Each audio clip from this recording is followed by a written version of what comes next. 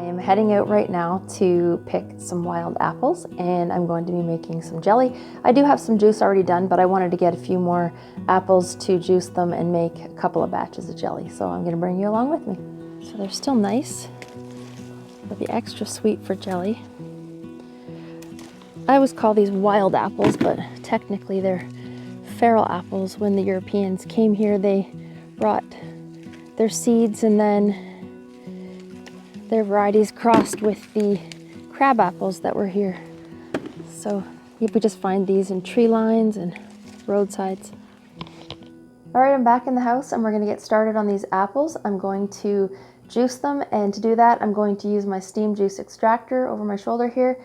I do have a video on how to use one of those if you're interested, and I'll leave the link above. So, but there's several ways that you can get the juice from your apples. You can use a juicer, or you can just put them in a stock pot and cook them down, and then put the mash or the apple mash in a strainer over top of a bowl to catch the juice. Or my aunt uses a pillowcase, a clean pillowcase, and suspends the pillowcase full of the hot apple mash over top of a bowl and catches the juice that way. So there's a few ways to do that. But today, again, I'm going to be using my steam juice extractor. So here's my apples right there. I'm going to put them in the sink to wash them off. So I just want to take out the stem and the blossom, and then that's fine. The seeds are fine to leave in too. Just any bad bits, take out. So I have most of my apples cleaned up here. I did lose a lot because there were some bad spots, but that's okay. The chickens can peck away at some of those. So I'm just going to give you a quick rundown on my steam juice extractor. I said there's a video which goes into more depth, but for now I'll just show you. So there's 3 layers to this contraption here, and the bottom layer has the water where you put your water, and then the top layer is where you put your fruit, and you can see that it's perforated. And then the middle layer is the area where it catches the juice. You can kind of see that hole in the middle, almost like an angel food cake pan. The steam from the water in the bottom tray comes up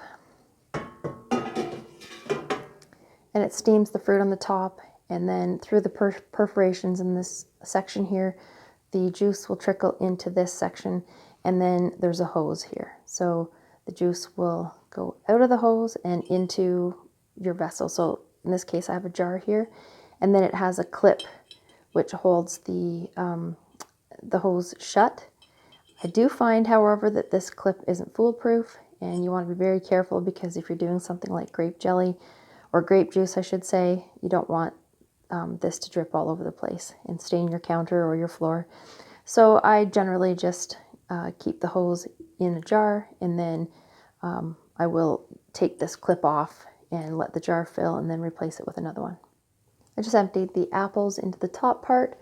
I'm going to turn this up to maximum so that it gets this water steaming here.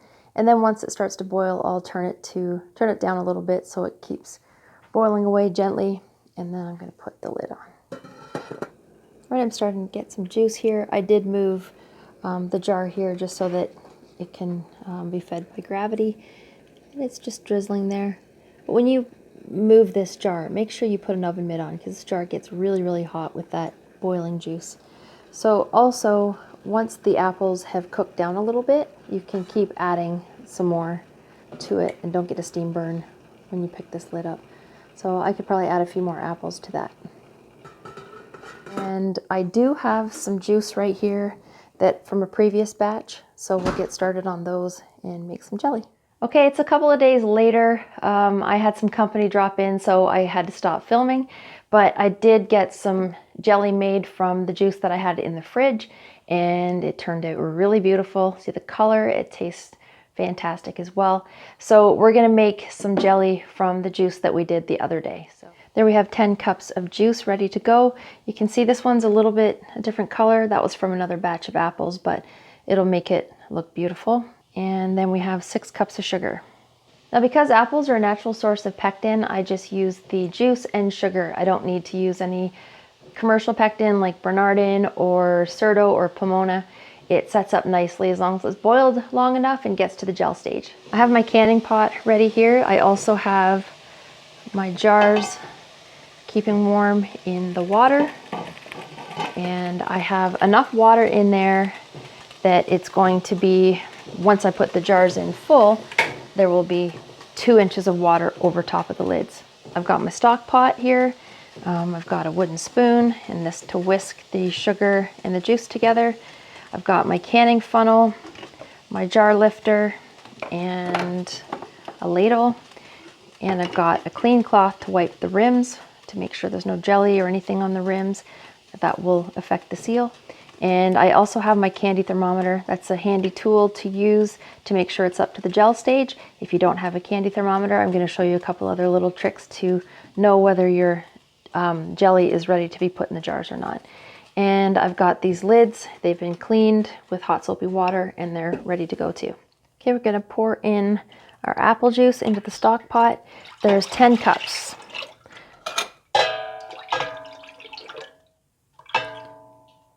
There's nothing added to this apple juice. There's no water or sugar. It's just strictly the juice that I got from my steam juice extractor. I have my stovetop set to about number 4.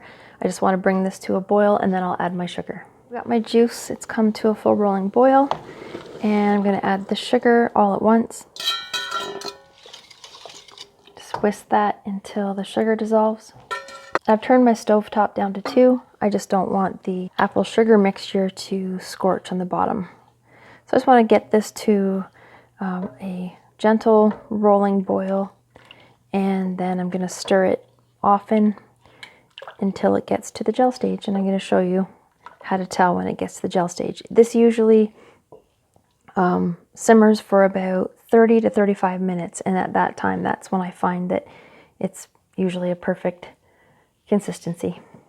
So you can see it's simmering nicely, and there's this white scum at the top, I guess, for lack of a better word.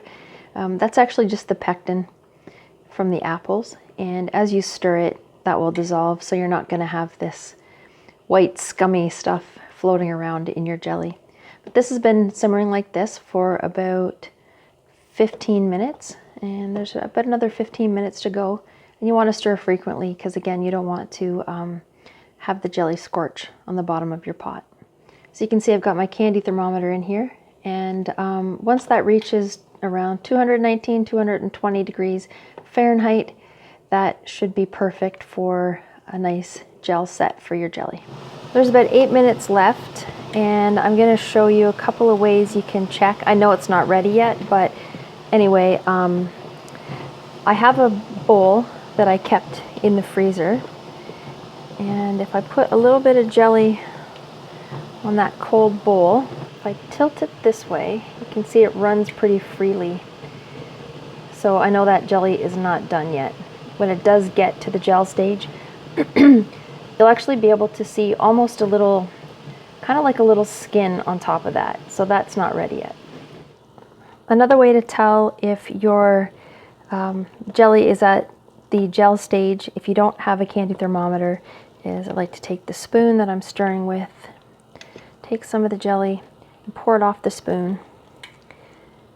And once those drips slow down, it's getting close, they're slowing down, but sometimes I like to see it almost thread off of there, and then I know it's at the perfect gel stage. So just a few more minutes, I think, and my temperature is almost up to where it needs to be. Yeah, not quite. I'm gonna try that bowl from the freezer trick again, add a little bit of jelly. Let that sit for a minute.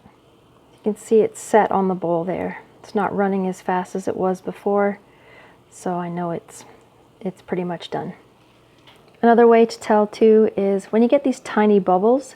I don't know if you've ever made candy before or maple syrup, but when these tiny bubbles come up like this, you know it's pretty much done as well. And then I'm going to show you this. I'm just going to stir this foam into it, and then I'm going to show you what this does on the spoon and how I know it's ready. without a candy thermometer. I know this is ready because watch these drips off the spoon here. The very last one should almost thread. See?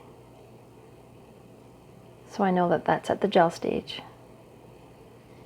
Okay, I'm just going to remove it from the heat and bring it over here. I've got it on a cutting board here to protect my counter, and I'm just going to stir this for about 3 or 4 minutes just to get that foam dissolved in there, and so I don't have little bits of foam in my jelly. Okay, that should be good, and I'm going to start filling the jars.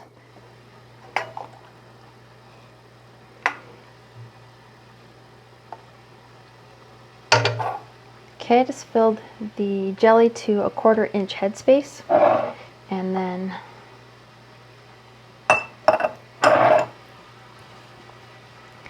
be careful because the jars are hot, and I'm just going to wipe the rim with a clean dishcloth just in case there's any jelly on top of that rim. It will hinder your seal if it's on there.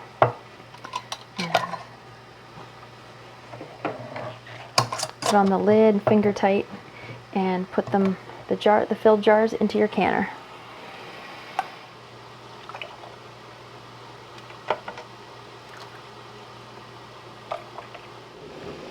So I've got the jars in the canner, and there's about 2 inches of water above the lids, and I'm going to put the lid on it here. And then I'm going to let that process. The water's already boiling, so I'm going to set the timer for 10 minutes. And once the 10 minutes is up, I'll take them out of the canner.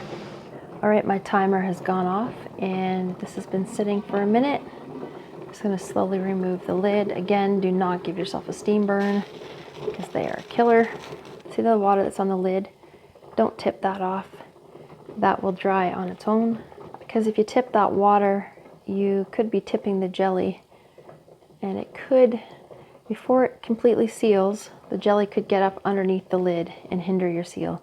So just leave that water alone. You also want to make sure you have a tea towel on your counter. You don't want to put your boiling hot jars onto a cold counter because the jars might crack. So you want to leave these jars on the counter overnight for about 12, some people say 24 hours. You want to let them set up and before you put them into your pantry. I'm going to show you the set of the jelly that I made the other day. You can see it's not moving around, but it is a lovely consistency for spreading on toast or peanut butter and jelly sandwiches or to put on biscuits. So it worked out really, really nicely. Not too firm and not too runny. And anyway, when I put my jars in the pantry, I store them without these rings on them. They're all set now, but if something were to happen and one of these lids was to release its seal, this screw band, if it's on there, could give you a false seal and you won't know if it has truly been sealed or not. So there we go. We have our second batch of wild apple jelly done. I do have some more apples to juice, so that'll be our third batch that we'll have for the winter. So that's pretty nice to fill up your pantry with apples that were free and no spray too. So those are added bonuses. So I'm glad you came along with me today, and I hope you enjoyed this video. If you did, please consider subscribing, and I'll see you again next time.